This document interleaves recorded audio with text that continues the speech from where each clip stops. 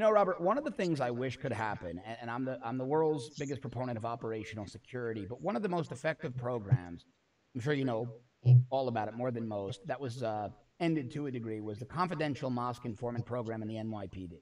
It yielded treasure troves of actionable intelligence. A very good friend of mine was one of the supervisors on the program, and I had the good fortune of working with it a little bit. I wish some of that could be declassified so the general public could see just how many threats the NYPD alone received that were valid and actionable. I think that would start to change a lot of minds. Oh, yeah, absolutely. And that's the reason why Bill de Blasio, who owes a great deal of his support to the Muslim communities in New York City, is keeping it secret. He doesn't want these things out. And probably as long as he's the mayor, they're not going to come out because he, after all, is responsible for halting that program, which was highly effective under pressure from those same Islamic advocacy groups. So if he lets that out, it's he who's going to look the worst. So once we get a new mayor there, I think then we might see some things starting to change. No, I agree. And one of the biggest PR faux pas in the history of the NYPD when they were defending that program is most people don't realize this. That program didn't have a religious test. We were looking for people from certain nations.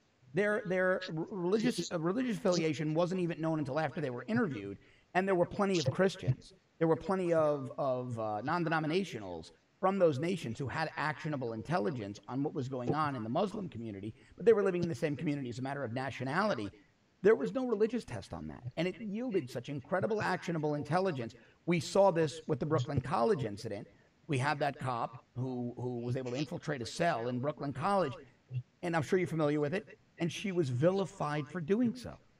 Even though she put two people in jail that wanted to bomb New York City, she was still vilified for daring to actually enforce the law.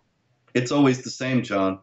Islamophobia is the big problem, and the foes of jihad terror are the enemy. This is the mainstream media view.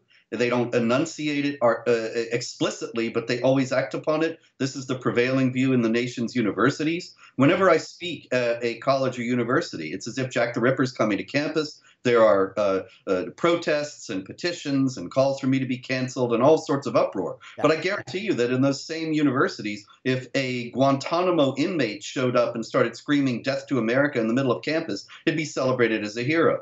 And so what happened to her doesn't surprise me at all. It happens to everyone across the board who dares to stand up against this threat. I want to keep bringing you these segments every day, so help me do it by subscribing to our premium service at www.therebel.media/shows.